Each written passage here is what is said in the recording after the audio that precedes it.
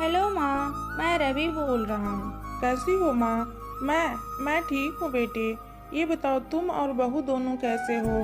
हम दोनों ठीक हैं। माँ आपकी बहुत याद आती है। अच्छा सुनो माँ, मैं अगले महीने इंडिया आ रहा हूँ तुम्हें लेने। क्या? हाँ माँ, अब हम सब साथ ही रहेंगे। नीतू कह रही थी माँ जी को अमेरिका ले आओ। बाहर अकेली बहुत परेशान हो रही होगी। हेलो, सुन रही हो माँ? हाँ बेटे। बूढ़ी आंखों से खुशी की आंसू धारा बह निकली। बेटी और बहू का प्यार नस नस में दौड़ने लगा। जीवन के 70 साल गुजार चुकी सवित्री ने जल्दी से अपने पल्लू से आंसू पोंछे और बेटी से बात करने लगी। पूरे 2 साल बाद बेटा घर आ रहा था। बूढ़ी सवित्री ने मोहल्ले भर में दौड़ दौड़ कर ये खबर सबको सुना दी। सभी खुश थे कि चलो बुढ़ापा चैन से बेटे और बहू के साथ गुजर जाएगा। रवि अकेला आया था। उसने कहा कि माँ हमें जल्दी ही वापस जाना है, इसलिए जो भी रुपया पैसा किसी से लेना है वो लेकर रख लो, और तब तक मैं किसी प्रॉपर्टी डीलर से मकान की बात करता हूँ। मकान? माँ ने पूछा। हाँ माँ, ये मकान बेचना पड़ेगा, वरना कौन इसकी देखभाल करेगा।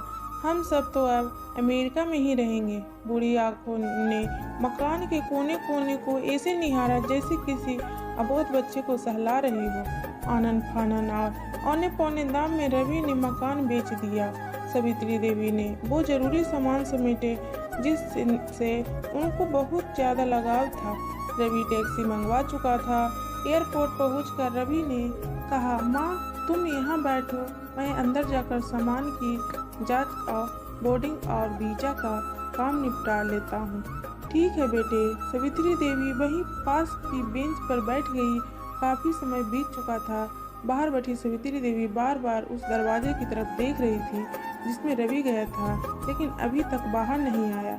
शायद अंदर बहुत भीड़ होगी सोचकर बूढ़ी आंखें फिर से टक की आवाज लगाने लगती। अंधेरा हो चुका था। एयरपोर्ट के बाहर गहमा गहमी कम हो चुकी थी। माँ जी, किस से मिलना है? एक कर्मचारी ने वृद्ध से पूछा। मेरा बेटा अंदर गया था टिकट लेने, वो मुझे अमेरिका लेकर जा रहा। सवित्री देवी ने घबराकर कहा। लेकिन अंदर तो कोई पैसेंजर नहीं है। अमेरिका जाने वाली फ्लाइट तो दोपहर में ही चली गई है। क्या नाम था आपके बेटी का? कर्मचारी ने सवाल किया। रवि। सावित्री के चेहरे पर चिंता की लकीरें उभर आई। कर्मचारी अंदर गया और कुछ देर बाद बाहर आकर बोला, माँ जी आपका बेटा रवि तो अमेरिका जाने वाली फ्लाइट से कब का जा चुका। क्या? वृद्ध की आंखों से आंसुओं का सैलाब फूट पड़ा। बूढ़ी माँ का रोम रोम कांप उठा। किसी तरह वापस घर पहुंची जो अब बीत चुका था। रात में घर के बाहर चबूतरे पर सो गई। सुबह हुई तो दयालु मकान मालिक ने एक कमरा रहने को दे दिया। पति की पेंशन से घर का किराया और खाने का काम चलने लगा। समय गुजरने लगा। एक दिन मकान मालिक ने बिरती से पूछा, माँ जी क्यों नहीं आप अपने किसी रिश्तेदार के यहाँ चली जाएं? अब आपकी उम्र भी बहुत हो गई है, अकेली कब तक रह पाएंगी? हाँ चली तो जाऊं, लेकिन कल को मेरा बेटा आया तो यहाँ फिर कौन उसका ख्याल रखेगा? आँख से आंसू आने लगा। दोस्तों, माँ बाप का दिल कभी मत दुखाना, माँ तो माँ होती है। दोस्तों, अगर ये वीडियो पसंद आए तो एक कमेंट जरूर करना, लाइक करें, शेयर करें और सब्सक्राइब करें।